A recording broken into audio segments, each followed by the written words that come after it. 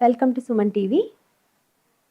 మనకి nutritious food అనగానే కొన్నిసార్లు చాలా వరకు మనం న్యూట్రిషనిస్ట్ మాటలు విన్నా సరే, లేదంటే డాక్టర్స్ సలహా విన్నా సరే, ఎక్కువగా మనకి వినిపించేది స్ప్రౌట్స్ తీసుకోండి అంటారు.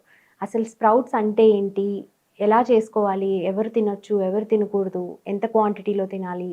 అవి తినటం మూలాన అడ్వాంటేజెస్ ఏమైనా ఉన్నాయా? మనకేమైనా హెల్త్ బెనిఫిట్స్ ఉన్నాయా? అలాగే ఎవరైనా తినకూడదా? దాని మూలాన ఇబ్బందులేమైనా వస్తాయా? స్టమక్ అప్సెట్ ఇట్లాంటివి అనేవి ఈరోజు వీడియోలో తెలుసుకుందాం. ముందుగా స్ప్రౌట్స్ లేదా మొలకెత్తిన గింజలు అంటే పేరులో చెప్పినట్టుగానే మొలకెత్తినవి. సో, ముందు మనం వాటిని సోక్ చేసుకొని ఒకసారి నానబెట్టడం డిపెండింగ్ ఆన్ ద గ్రెయిన్ అనమాట. అంటే పెసలు అట్లాంటివి అయితే కొంచెం త్వరగానే దగ్గర దగ్గర ఒక 6-8 గంటలు నానబెడితే సరిపోతుంది. అలా కాకుండా శనగలు, సోయా బీన్స్ ఇట్లాంటివైతే గనక కొంచెం ఎక్కువ సేపు మేబీ 12 అవర్స్ వరకు నానబెట్టాల్సి ఉంటుంది.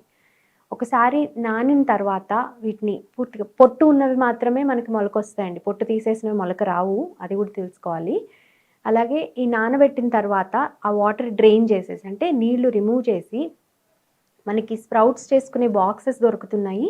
ఈథర్ దాంట్లో అయినా సరే, లేదంటే ఒక పల్చటి గుడ్డలో వడకట్టేసిన తర్వాత ఆ గుడ్డలో మూట కట్టి ఏదైనా లైట్ తగలని ప్లేస్‌లో పెట్టినా సరే, మనకి ఒక ఎనీవేర్ బిట్వీన్ 8-16 గంటల్లోపు ఈ చిన్న చిన్న మొలకలనేవి వస్తాయి. So, depending on the grain మనం ఇంతకుముందు అనుకున్నట్టుగానే కొన్ని పెసలు అట్లాంటివి రావడానికైతే మనకి 8 గంటల వరకు సరిపోతుంది. ఓవర్‌నైట్ వచ్చేస్తాయి. లేదు శనగలు ఎస్పెషల్లీ నల్ల శనగలైతే గనక మనకి ఎక్కువ సేపు పడుతుంది. ఎక్కువ లైక్ ఆల్మోస్ట్ ఒక రోజంతా పడుతుంది.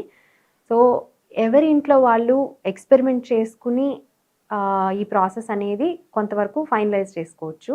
లేదంటే ఈ మధ్య మార్కెట్‌లో గూడా మనకి స్ప్రౌట్స్ అనేవి, మొలకెత్తిన గింజలనేవి మిక్స్డ్ స్ప్రౌట్స్ కానీ, ఒకటే రకమైన గింజలు కాకుండా రకరకాల గింజలతో కానీ మనకు ఆల్రెడీ మొలకలొచ్చినాయి బాక్సెస్‌లో అమ్ముతున్నారు. అవి గూడా తెచ్చుకోవచ్చు.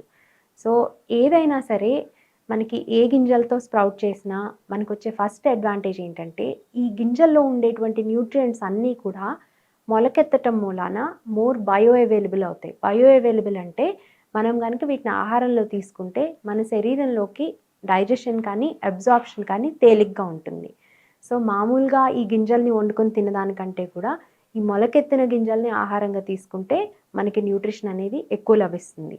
అంటే మొలకెత్తని గింజలకి, మొలకెత్తిన గింజలకి న్యూట్రిషన్‌లో పెద్ద తేడా ఉండదు కానీ మన శరీరానికి అందే విషయంలో తేడా ఉంటుంది. కాబట్టి మీకు మొలకెత్తిన గింజలు తీసుకునే అవకాశం ఉంటే గనక, అవి ఖచ్చితంగా మన డయట్‌లో భాగంగా చేసుకుంటే బావుంటుంది. అలాగే అందరూ తినచ్చా అంటే ప్రెగ్నెంట్ లేడీస్ మొలకెత్తిన గింజలు అట్లానే ఏదైనా రా ఫుడ్స్ తీసుకోకుండా ఉండటం కొంత మంచిది. ఎందుకంటే ఈ న్యూట్రిటివ్ వాల్యూ బానే ఉంటుంది కానీ ఆహ్, మనకి పచ్చివి తీసుకోవటం మూలాన ఒక్కొక్కసారి మైక్రోబ్స్‌తో కంటామినేషన్ ఛాన్సెస్ ఎక్కువుంటుంది. అంటే ఎవరైనా చేతులు కడుక్కోకుండా హ్యాండిల్ చేసినా, లేదంటే ఆ నీళ్ళలో బాక్టీరియా ఉన్నా, వీటన్నిటి మూలాన వాళ్ళకి ఫుడ్ బోర్న్ ఇల్‌నెసెస్ అంటే స్టమక్ అప్సెట్ కానీ, లేదంటే ఏమైనా ఫుడ్ ఇన్ఫెక్షన్స్ గానీ రావటం జరుగుతుంది కాబట్టి, ప్రెగ్నెన్సీ ఉన్నవాళ్ళు, ప్రెగ్నెంట్ లేడీస్ కొంతవరకు ఈ రా ఫుడ్స్‌లో భాగంగానే మొలకెత్తిన గింజల్ని పచ్చిగా తీసుకోవటం అనేది అవాయిడ్ చేస్తే మంచిది. కానీ తీసుకోవడం ఇష్టము అనుకున్నప్పుడు వాటిని కొద్దిగా హీట్ చేసి అంటే ఒక పాన్‌లో కొంచెం ఫ్రై చేయటం కానీ, లేదంటే వాటిని బాయిల్ చేసో, స్టీమ్ చేసో తీసుకుంటే గనక ఈ ఫుడ్ ఇల్‌నెస్ పార్ట్ వరకు కంట్రోల్‌లో ఉంటుంది. అలా కాకుండా కొంతమందికి ఈ స్ప్రౌట్స్‌గా తీసుకుంటే ఫస్ట్ ఎక్కువ నా క్లయింట్స్‌లో నేను వినే ప్రాబ్లమ్ ఏంటంటే, అప్పటి వరకు ఎప్పుడు స్ప్రౌట్స్ తీసుకోకుండా కొత్తగా స్టార్ట్ చేసిన వాళ్ళకి స్టమక్ అప్సెట్ అనిపిస్తుంది. అంటే బ్లోటింగ్ ఉంటుంది. పొట్ట ఉబ్బినట్టుగాను, గ్యాసీగా ఉన్నట్టు ఉంటుంది. చాలా సార్లు మీకు కడుపులో నొప్పి లేనట్టయితే ఇదసలు ప్రాబ్లమ్ కూడా కాదు. ఆ గ్యాస్ అనేది ఈ దీంట్లో ఉన్నటువంటి కొన్ని రకాల ఫైబర్స్ కానీ, కొన్ని రకాల న్యూట్రియంట్స్ కానీ డైజెస్ట్ అవుతూ ఉన్నప్పుడు ఆ న్యాచురల్‌గా జరిగే ప్రాసెస్‌లో గ్యాస్ రిలీజ్ అవుతుంది. దీని మూలాన మీకు ఇబ్బందిగా లేనట్టయితే నెమ్మదిగా అంటే ఒకటే రోజు ఎప్పుడు అలవాటు లేని వాళ్ళు సడెన్‌గా ఒక కప్ స్ప్రౌట్స్ తీసుకుంటే ఇబ్బందొచ్చే అవకాశం ఉంది కాబట్టి, నెమ్మదిగా మీరు ఏ వెజిటబుల్ సాలడ్‌తో పాటో, లేకపోతే టిఫిన్‌తో పాటు ఒక గుప్పెడు తీసుకోవటమో, లేదంటే పెరుగులో యాడ్ చేసుకోవటమో, ఆ క్రంచ్ కోసం అంటే మన టెక్స్చర్ కోసం కూడా ఇలా రకరకాలుగా తక్కువ క్వాంటిటీస్‌లో తీసుకొని స్టార్ట్ చేసినట్టయితే గనక మీకు ఈ బ్లోటింగ్ ప్రాబ్లమ్ అనేది ఇనిషియల్‌గా రాదు. సో, నెమ్మదిగా క్వాంటిటీ పెంచుకుంటూ వెళ్ళటం మూలాన కూడా ఈ బ్లోటింగ్ ప్రాబ్లమ్ అనేది కొంతవరకు కంట్రోల్‌లోకొస్తుంది. అలాగే మీరు ఇంకా కంట్రోల్‌లోకి రావట్లేదు. ఎస్పెషల్లీ ఏజ్ పెరిగిన వాళ్ళకి 55, 60 ఇయర్స్ సీనియర్ సిటిజన్స్‌కి కూడా ఈ బ్లోటింగ్ ప్రాబ్లమ్ అనేది కొంచెం ఎక్కువుండే అవకాశం ఉంది స్ప్రౌట్స్ తీసుకుంటే. అలాంటి వాళ్ళేం జేస్తారంటే కొంచెం బాయిల్ చేసుకొని తీసుకోవడం కానీ, లేదా కొంచెం వేయించి దాంతో పాటు వేరే ఏదైనా వెజిటబుల్స్ కూడా తురిమిన క్యారెట్ కానీ, కొంత ఈ తురిమిన క్యాబేజ్ కానీ, మన ఈ క్యాప్సికమ్, కలర్ క్యాప్సికమ్ ఇట్లాంటివన్నీ యాడ్ చేసుకుంటే ఓన్లీ స్ప్రౌట్సే కాకుండా వాటి నుంచి వచ్చే న్యూట్రియంట్స్ కూడా మనకి ఒక ఫుల్ మీల్ లాగా చాలా బెనిఫిట్ అవుతుందనమాట. సో, ఇది ఎప్పుడు తీసుకోవాలి అనేది గూడా ఇంకో క్వెషన్ అండి. బ్రేక్‌ఫాస్ట్‌లో తీసుకోవాలా? లంచ్‌తో సాలడ్‌గా తీసుకోవాలా? నైట్ డిన్నర్‌కి తీసుకోవాలా? సాధారణంగా మనం బ్రేక్‌ఫాస్ట్‌లో మిగతా వాటితో పాటుగా ఒక పక్కన ఒక చిన్న కప్‌లో స్ప్రౌట్స్ కూడా తీసుకున్నట్టయితే, మనకి ఈ బ్లోటింగ్ ప్రాబ్లమ్ అనేది గూడా కొంచెం తక్కువుంటుంది.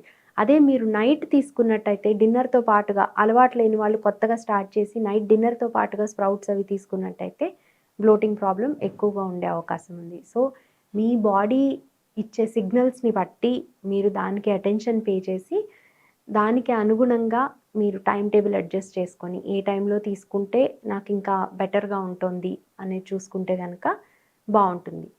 ఈ స్ప్రౌట్స్‌తో మనకి ముఖ్యంగా వచ్చే బెనిఫిట్ మామూలుగా మనకి పప్పుల్లోనూ, ఆ గింజల్లోనూ సి విటమిన్ అనేది ఉండదు. కానీ స్ప్రౌట్స్‌లో సి విటమిన్ గూడా ఉంటుంది కాబట్టి, మనకి ఇమ్యూనిటీకి కానీ, లేదంటే మన స్కిన్ హెల్తీగా ఉండటానికి కానీ ఉపయోగపడుతుంది. ఈ గింజల్లో ఉండేటువంటి యాంటీ ఆక్సిడెంట్స్ కూడా స్ప్రౌటింగ్ టైంలో ఇంకా యాక్టివ్‌గా ఉంటాయి. సో, ఈ వాటి నుంచి వచ్చే యాంటీ ఆక్సిడెంట్స్ మూలాన కూడా మన ఐ హెల్త్ కానీ, ఇమ్యూనిటీ కానీ, స్కిన్, హెయిర్, నెయిల్స్ ఇట్లా అన్నిటికీ కూడా స్ప్రౌట్స్ అనేవి చాలా ఉపయోగపడతాయి. ఇందులో ఉన్న ఫైబర్ కంటెంట్ మూలాన కూడా మన కొలెస్ట్రాల్ కంట్రోల్‌లో ఉంటుంది. వీటిలో ఉన్నటువంటి పొటాషియం మూలాన మన హై బ్లడ్ ప్రెషర్ అనేది కూడా కంట్రోల్‌లో ఉంటుంది. సో, రకరకాల ఆరోగ్య సమస్యలున్న వాళ్ళు, హార్ట్ కండిషన్స్ కానీ, డయాబెటీస్ కానీ, ఇట్లాంటి కండిషన్స్ ఏమి ఉన్న వాళ్ళైనా ఇవి తీసుకుంటే కొలెస్ట్రాల్ కంట్రోల్‌లో ఉంటుంది. మన బ్లడ్ గ్లూకోజ్ కంట్రోల్‌లో ఉంటుంది. డైజెషన్ సరిగ్గా ఉంటుంది. అలాగే స్ప్రౌట్స్‌ని మనం రెగ్యులర్‌గా డైట్‌లో తీసుకోవటం మూలాన లాంగ్ టర్మ్‌లో మనకి కోలన్ క్యాన్సర్ ఎస్పెషల్లీ అంటే పెద్ద పేగు క్యాన్సర్ వచ్చే అవకాశం చాలా తగ్గుతుంది గూడా. సో, ఇన్ని బెనిఫిట్స్ ఉన్నటువంటి స్ప్రౌట్స్‌ని ఎవరైనా తీసుకోకూడదా అంటే, ఈ కొన్నిసార్లు ఈ గ్రెయిన్ ప్రొడక్ట్స్ తీసుకోవటం మూలాన సివియర్ స్టమక్ ఏక్ వచ్చేవాళ్ళు ఉంటారు. వాళ్ళొక్కళ్ళకి కొన్ని రకాల ఎంజైమ్స్ మన డైజెస్టివ్ సిస్టమ్‌లో కొన్ని రకాల ఎంజైమ్స్ ఉండవనమాట డైజెషన్ చేసుకోవడానికి వాళ్ళకి. అట్లాంటి సిట్యుయేషన్ ఉన్నవాళ్ళు డాక్టర్ సలహా మేరకు స్ప్రౌట్స్ అవాయిడ్ చేయొచ్చు. అలాగే ఐబీఎస్ అని ఉంటుంది. ఇరిటబుల్ బౌల్ సిండ్రోమ్ అని. అట్లాగే ఏదైనా ఇంటెస్టినల్ డిసార్డర్స్ ఆల్రెడీ ఉన్నవాళ్ళు, హై ఫైబర్ డైట్ అవాయిడ్ చేయండి అని డాక్టర్ చెప్పిన వాళ్ళు, వీళ్ళు మాత్రం ఈ స్ప్రౌట్స్‌కి దూరంగా ఉంటే మంచిది. మిగతా వాళ్ళందరూ కూడా పిల్లలు కానివ్వండి, పెద్దలు కానివ్వండి, అన్ని ఏజెస్ వాళ్ళు అందరూ గూడా ఈదర్ రాగా కానీ అంటే అన్‌కుక్డ్ కానీ, లేదంటే కుక్ చేసుకొని కానీ, ఈ స్ప్రౌట్స్‌తో గూడా కూరలాగా చేసుకోవచ్చు. ఆ కూరని మీరు చపాతీలతో అట్లా తీసుకోవచ్చు. ఇలా రకరకాలుగా లేదంటే దాన్ని ఫ్రూట్ సలాడ్‌లో కూడా యాడ్ చేసుకుంటే మనకి వేరే రకమైన క్రంచ్ రావడంతో పాటు ఎక్కువ న్యూట్రియంట్స్ కూడా వస్తాయి. ఇలా రకరకాలుగా అందరూ అన్ని ఏజెస్ వాళ్ళు గూడా డైలీ మనం ఫుడ్‌లో తీసుకుంటే ఈ బెనిఫిట్స్ అన్నీ మనకొస్తాయి. Thank you for watching. Next వీడియోలో మళ్ళీ కలుద్దాం.